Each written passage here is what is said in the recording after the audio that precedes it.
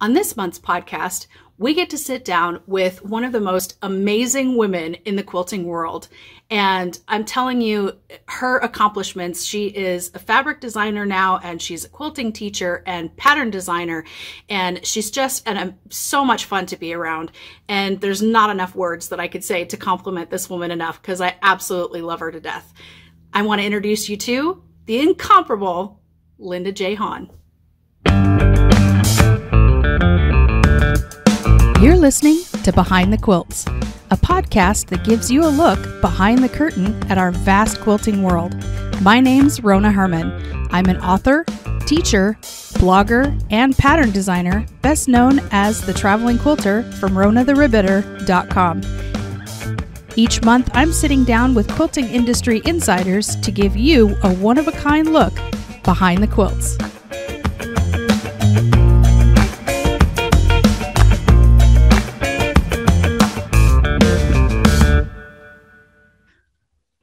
So I am just going to dive right in and introduce you to Miss Linda J Hahn, who I have to tell you, you are actually one of my absolute favorite teachers that I've ever taken a class with, because we met at Quilt Market in 2019, and I took your class. It was a teaching business class, and you were so energetic and so we all were just in hysterics the entire time, but we learned something, which is, I think, the key to fabulous teaching. So for those that don't already know you, who are you and what do you do? Who am I? I would like to know that. I'm still looking. No. My name is Linda J Hahn, and we use the J because, believe it or not, there is another Linda Hahn who teaches quilting. So we use the J so you know that it's me. I have many tendrils in the quilting industry.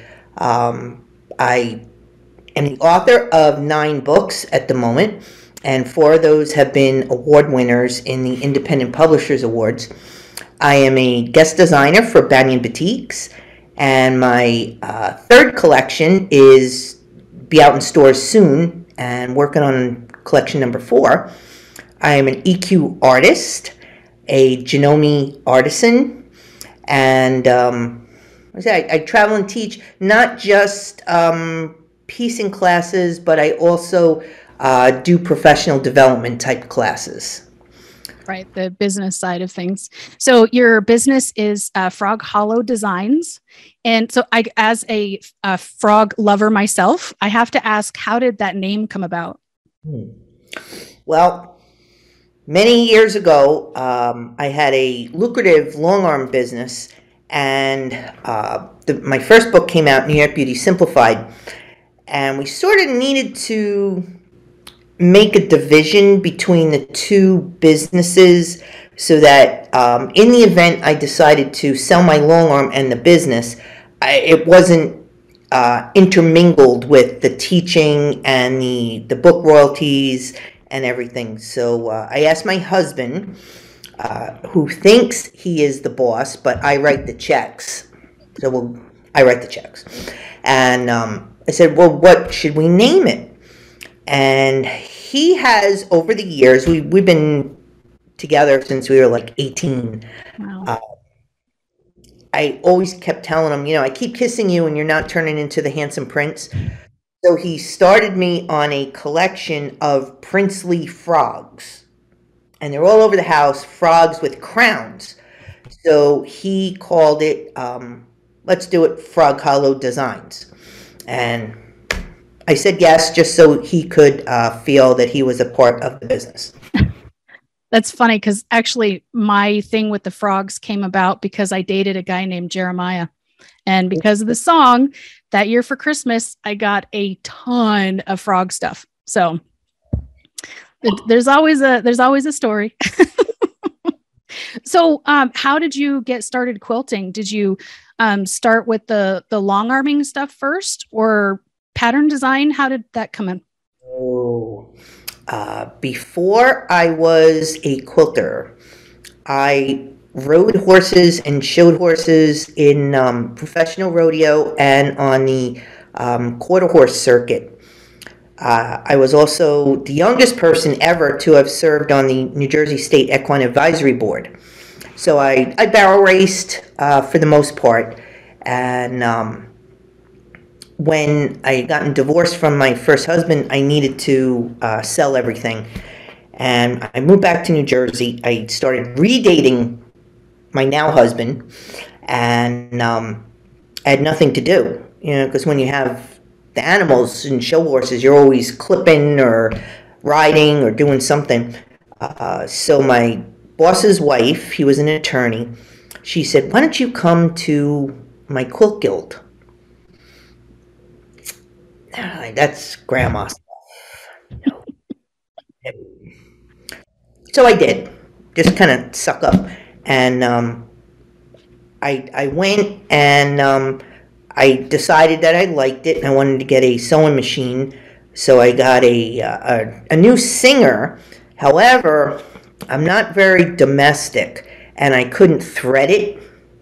So they took it back and they got another one that had the arrows on the front of the machine so I could figure out how to thread it. And I participated, in the block of the month and what have you. My 12-inch block of the month was 10 inches, but I participated. And my daughter was young. She was about 8 at the time. She also, would go and participate. So we spent a lot of time together. And let's see, back in this was in 93. Back in 94, my aunt's friend up in New Hampshire had a friend who was opening a quilt store, and she needed teachers. And my aunt said, "Oh, get a hold of Linda. She can do anything." This is somebody I couldn't get a sewing machine. And here I'm teaching at a local quilt shop, and the only thing I knew how to do was stained glass quilting. And then the shop owner finally handed me a pattern, and she said, "Can you figure out how to do this to teach it?" And so I was teaching just at the shop, and then another shop picked me up. And that was the beginning back in 1994. And I could thread a sewing machine at that point. Yeah, I tell people that's one of the hardest things about learning to quilt is learning how to thread a machine. That was the hardest part for me. Yeah. I agree with that. Yeah. So after teaching at the quilt shop, how did that turn into the long arming business? It was pretty much my daughter.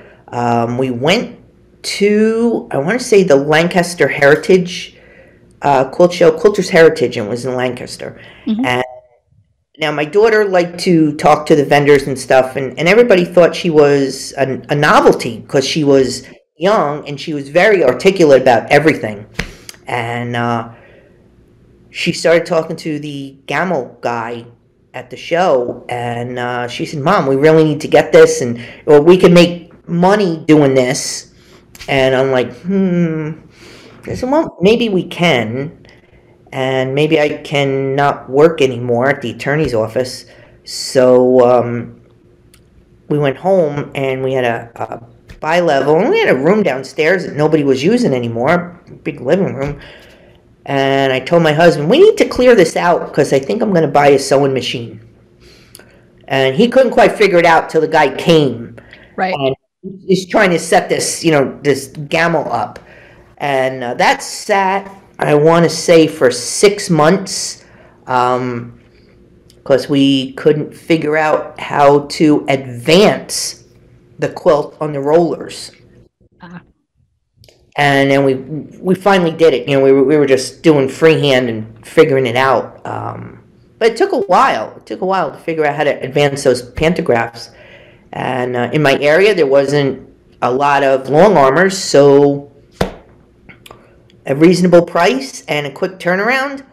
And lo and behold, sometimes I was 30, 40 quilts backed up. Wow. Yeah, definitely had to learn quick.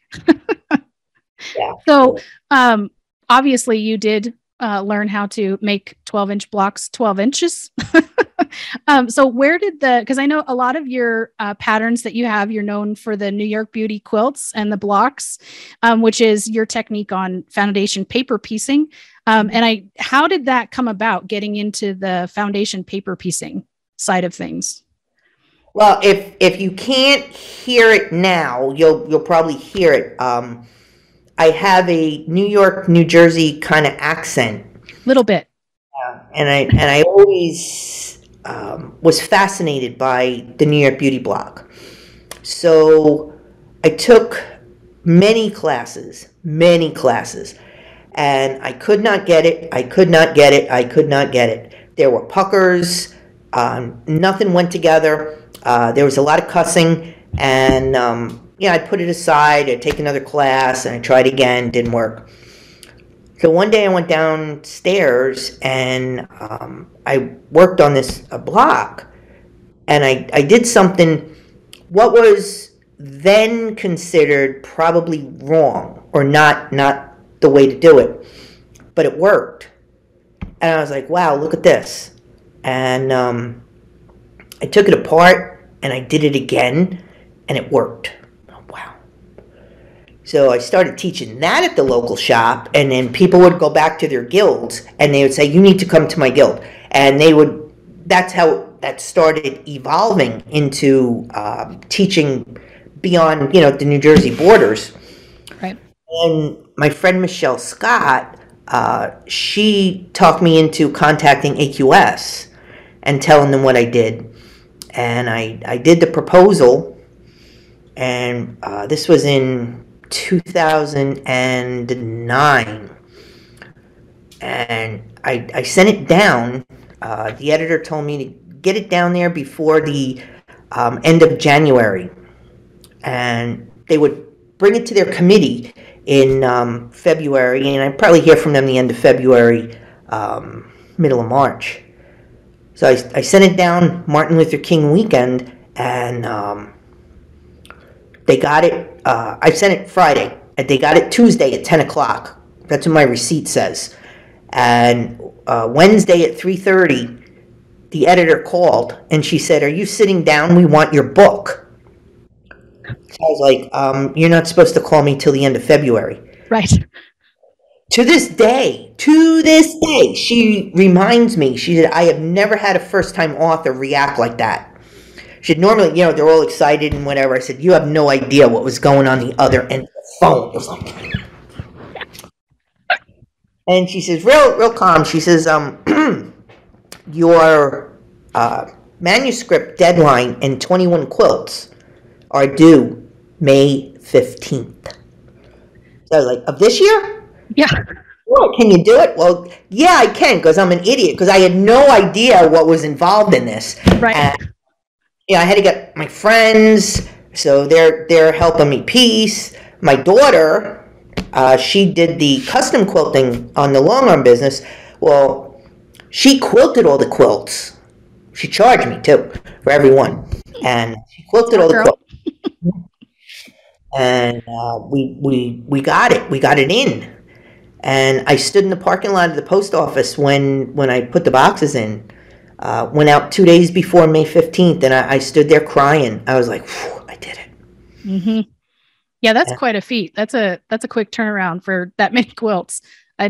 Wow. For my friends, too. Yeah. Yeah. So you still do work with the AQS, or American Quilters Society. I saw a neat little video you did on their YouTube channel just recently. You were interviewing Miriam Coffey at the show. So what all do you do? Are you an ambassador for them, or how do you, what all do you do with AQS now? For AQS, they're no longer publishing books. Right. I did film a iQuilt class for them. And I teach usually at one show a year. Which show? This year I was at Daytona. Right. Next year I'm going to Des Moines. Okay.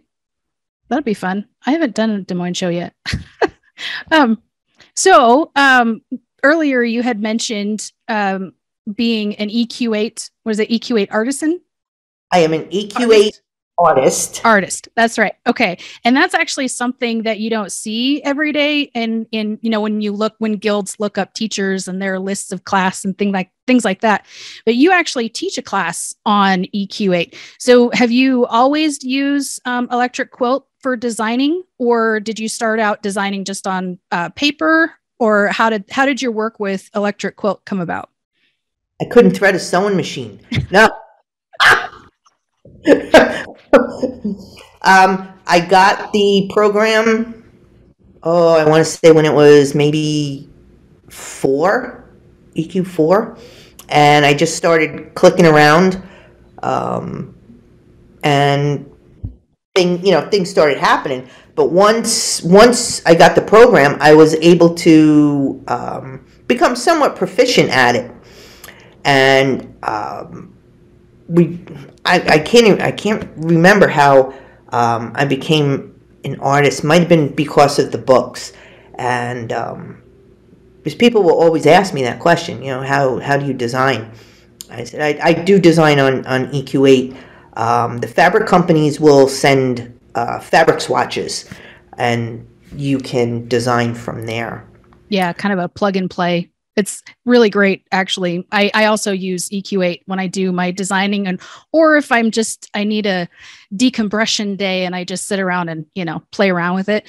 But for quilters that have never used EQ, or they've been maybe on the fence, for somebody that's just an average everyday quilter and not necessarily a designer, what kinds of things would you suggest to them of why they should use EQ?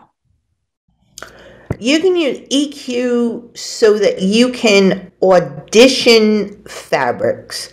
A lot of beginners really have trouble coordinating their fabrics. It's very, very intimidating for them. So with EQ, you can go on their website and you can always import the new fabrics that are coming out, and you can try them. And most of the time, the fabrics will be in a collection, and the collections go together. So it's easy for you to start learning, how the fabrics go together. And if you pay attention to the actual fabrics and what they are, you will learn how to do that. You can also rotate the blocks. I've also found that some beginners, or even some intermediate quilters, they don't want to deviate from the designer or the pattern or the block that's in front of you. Right. Sometimes if you just rotate a block, a little half square triangle, and you just rotate that instead of having it, the way the pattern says, you rotate it a quarter turn, you'll be surprised what happens. Yeah, I do that also with flipping it like a mirror image of a block. Yeah, it's amazing. Yeah. Now, since we're talking about fabric and EQ, my new fabric collection, Island Vibes 2, will be the fabric of the month for EQ on your website in August. Okay. Well, you said your new line, does it come out, or is it supposed to come out in June? I think is what you said. In June, yeah. But as with everything, it's coming from Indonesia, so it could be sitting out in California. So I'll just get a jet ski and get some. Right. We'll load up a sled, tie it back. Can I show you? Absolutely. Yeah. These are, I won't show you everything. This is my favorite. This is what this card, this is what the fabric reps will bring into the quilt shop to show the fabrics to the quilt shop owners. Yeah, I love that color. And they're all coordinated. There's Island Vibes. You got some sand dollars. Oh, yeah. And this is my favorite. I love that. And these are all the batiks. These are all batiks. And the best is... What a great stripe. That is beautiful. So... Okay, so I've already got ideas in my head now for playing around with those. Okay, so if I want to go and I want to download the swatches for those, where can I see them? You can go right now. You can go to northcott.com and click any collection, whether it's Banyan Batiks, Figo, which is another one of their brands for the modern.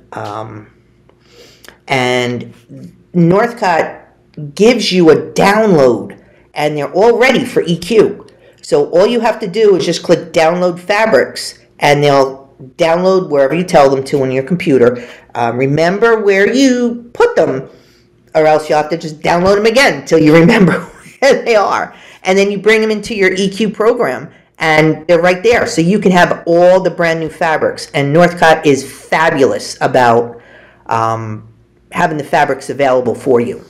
Yeah, I'm definitely going to play around with those because those are awesome. And I love the sand dollar. You don't actually see, I mean, I've seen some other kind of floral or island type, especially when batiks, but I love that sand dollar print. That's gorgeous. Are you a little tired of the same old quilting grind? Make these blocks, stitch these rows, and oh my gosh, I still have to do the binding. Are you looking for new quilting challenges both inside and outside your sewing room? Inspirations that'll stretch your imagination farther than you ever thought possible? My friend, my bucket list challenge workbook is just what you've been looking for, with themed challenges ranging from designing to fabric play to technique exploration that will have you creating all year round. And for those Quilters community members, don't forget to use those coupons at checkout for your Pro and VIP memberships. Order now by clicking the link in the show notes. And now, back with more conversation with Linda J Hahn. Earlier we were talking about, or off camera, we were talking about Janome, because I mixed that up and I even wrote a note so that I wouldn't, and I did it anyway. So that you're an EQ artist and then a Janome artisan. So what is a Janome artisan? I am a brand ambassador for Janome Sewing Machine Company, and when we're at the shows, I will be assigned to the Janome rooms. And we also do some Janome education on the machines and various interviews. I mean, I think it's really important for folks to understand and be thankful for the machines that are brought into the shows for you. Agreed. Mm-hmm. There's a lot that goes into it, and I didn't even know all of it, till I was talking to Miriam, with what the educators do with changing the feet and all that other stuff. But they work really hard. Oh, yeah. And there's so much just in setting the machines up and testing them and everything. Just before you even step foot into the classroom, there's a ton of work that's already gone on behind the scenes. So how, being an ambassador, how does someone become an ambassador for a sewing machine company? Well, they sort of found me. I was assigned to the Janome rooms numerous times, and the educators actually put my name into, I guess, the company for consideration to be a brand ambassador. But I would say you probably reach out to the company and not just cold call any company just because you want to be associated. You need to believe in the brand. And there's, we talk about this in the professional development. You don't want to be any kind of ambassador or spokesperson or whatever, just to get free stuff or whatever, because you really need to believe in the product that you're endorsing, because students are going to ask you, they're going to ask me, what machine do you have? What do you have at home? Mm-hmm. I have a Janome and 9450, and that's what I like. I don't do embroidery. I don't do embroidery at all, and so I don't have that. But I have a 9450, and I love it. And I can say that and endorse the product. Banyan Boutiques. I mean, I work with them, yes, but I love their product. I love all Northcott products. I've been working for them for years before I even, designed for them. And I think also, like, when you're representing something that you really, truly love and care about, it comes across. I mean, people can tell if you're genuine or not, So yeah, that's really good advice. So this month, we are every month in our quilters community, we have a different topic of the month. And this month is actually all about quilting and how it affects your health. Talking about how studies show that, crafting and creating helps your brain in all positive ways. But it can also be like how we sit at machines all day, or if we're hand quilting for hours and hours.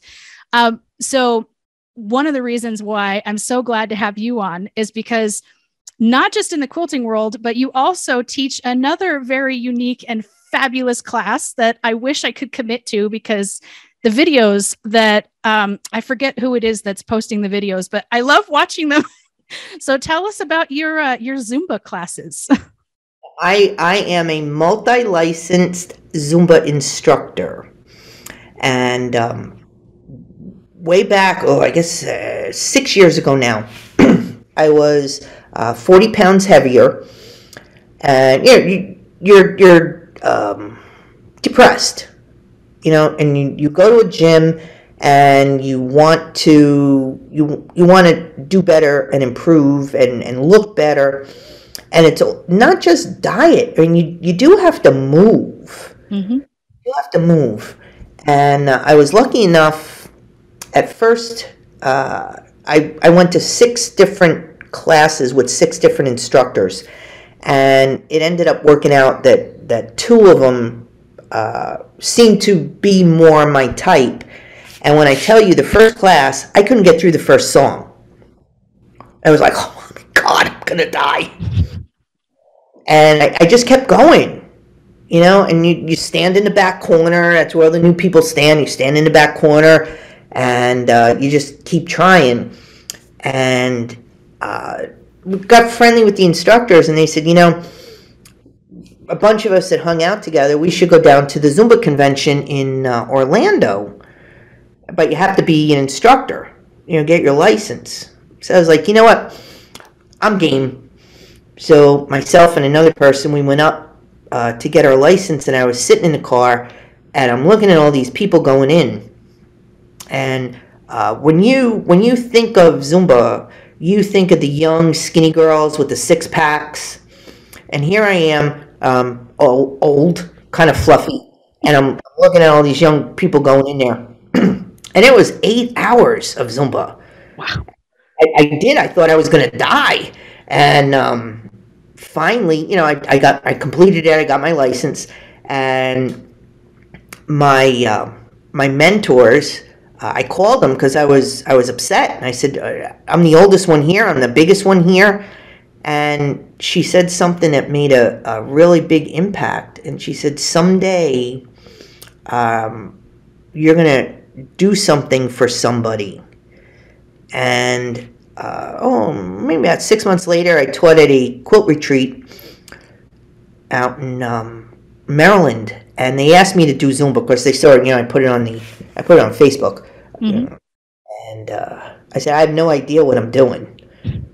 And I did it, and then I walked around they have all the different groups in the dorms, they have parties.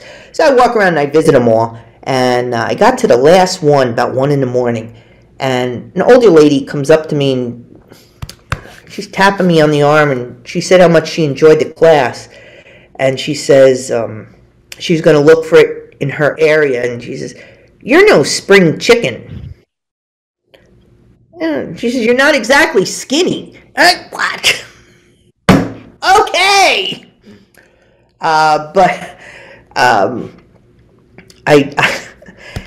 I wouldn't sub a class, and I couldn't teach a class, a regular class, because I was on the road so much. So when we moved to Florida, I started doing some sub work down here, and the ladies liked me so much because I do all my own choreography with the fluffy person in mind. I mean, Yep. one of the rhythms in Zumba is belly dance. Well, let's face it, if you're old and you're fluffy, you're not going to feel successful or you're not going to feel good belly dancing. So you do something else. And you read your students and you watch them, just like in quilting, you watch your students. And if you're doing some move that you see them struggling with, you change it so that they feel successful. It's only here. Mm-hmm. The music that I use is not necessarily the recommended music for the Gold, which is for the active over 50.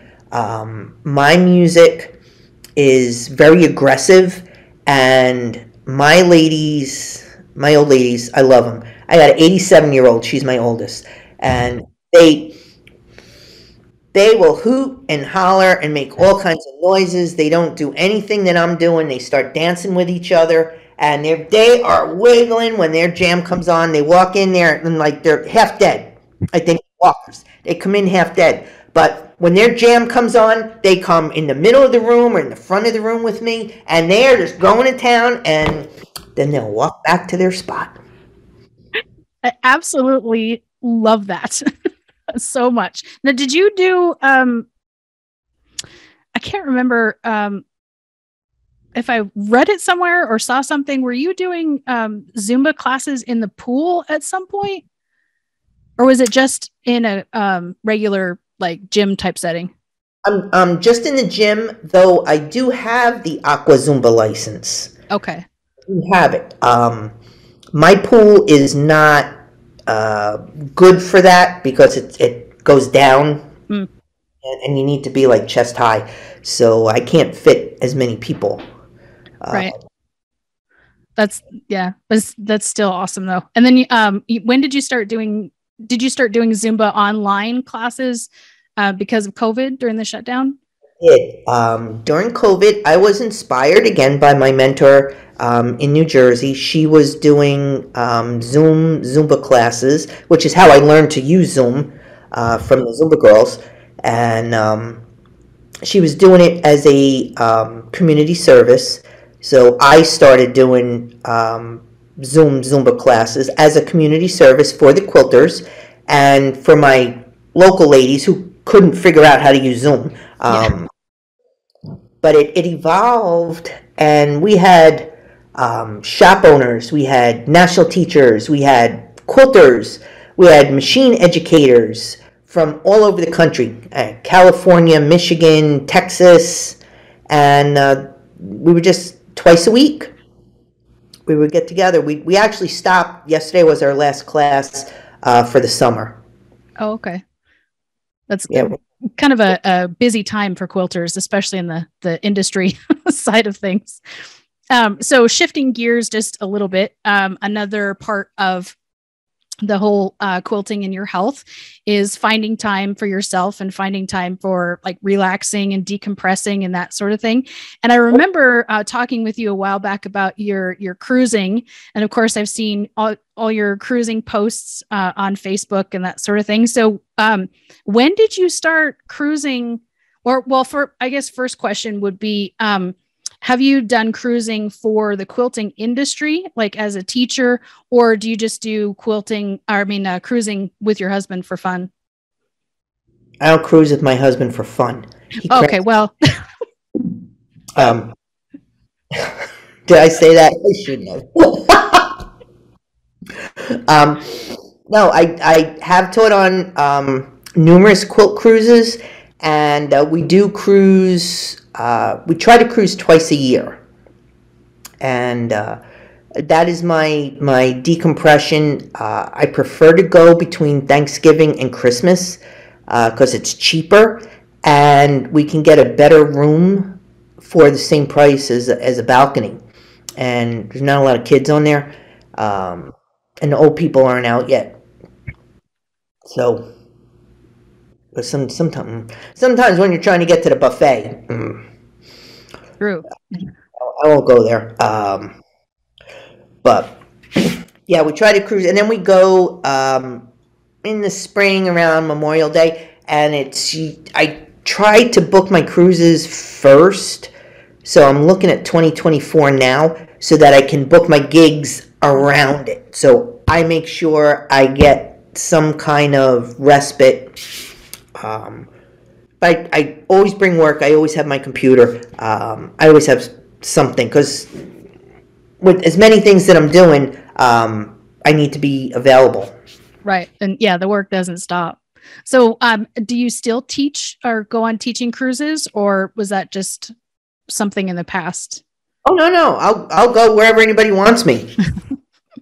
That's a good philosophy. Go where your money's green. Right.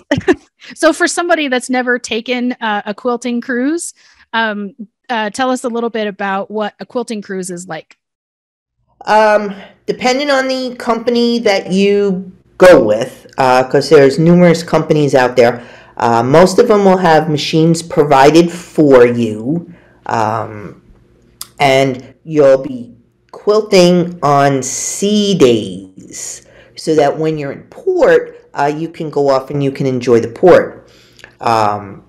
Some companies will have tours arranged specifically for the quilters. If the port has a quilt shop, everybody goes to the quilt shop. They get a little bus. At night they have get-togethers, meet the teachers. They have cocktail parties, and different games, activities, and there's always the slots. Are those on all the cruise ships, or do you find they're just on certain ones? I've actually never been on one for myself, so. The slots? Yeah. Oh my God, they're all over the place. Mm-hmm. I mean, I lived for 10 years in Reno, Nevada, and so like the slot machines, they're everywhere. So I got used to them, and I don't really see them anymore, So I didn't know if they were on like all the ships or not. Oh yeah. This last cruise, I probably paid for somebody's college education as much as I lost. But you do win sometimes too, though, right? Rarely, but if I'm happy if I can play, for a couple hours on like $20, which does happen from time to time. And a lot of my money, I find I accumulated all year. I have a jar. Because my husband, he doesn't check his pockets. So every week I'm looking under his chair in this living room, and he has his man cave. So I get stuff from there. I get dollar bills and bigger bills from the dryer and the washing machine. I do the exact same thing. And sometimes I have a lot of money. And over COVID, I mean, I built up a really good stash. Oh, yeah. Not going anywhere to spend it. I find one, that has the extra games, so that, it's worth my while. I'm not going to do just a plain old. Right.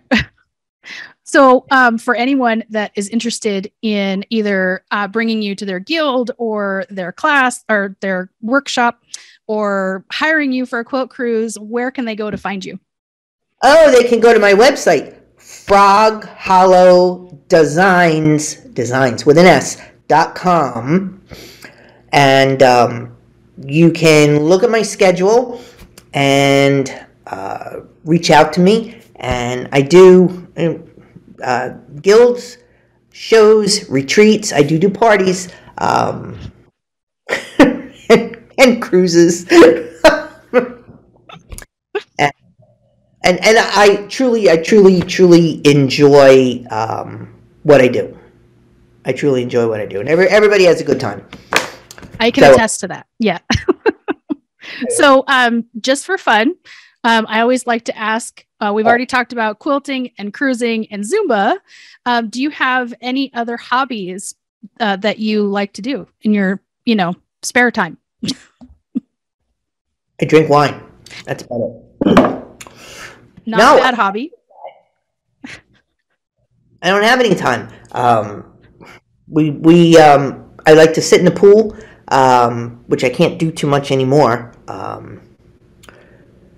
I had a little, a very big melanoma removed, so I can't sit in the pool anymore. But that's what I used to like to do because I can just decompress. I get up early in the morning. I get up 4:30, so when it comes around 5-6 o'clock, I'm starting to come down because I've done all my work. Right, that's downtime. Yeah. Well, awesome. This has been just a fun conversation. Thank you so much, Linda, for doing this with me. And it was so great talking to you again. Thank you for having me. And, thank you all for watching. I hope you got some good information from it. And maybe we'll see you out and about. Fingers crossed. You've been listening to Behind the Quilts, a podcast brought to you by our amazing members of the quilters community. Stay tuned next month when I sit down with Andy Stanfield of True Blue Quilts to share her expertise on monochromatic quilting. Until then, as always, my friend, happy quilting!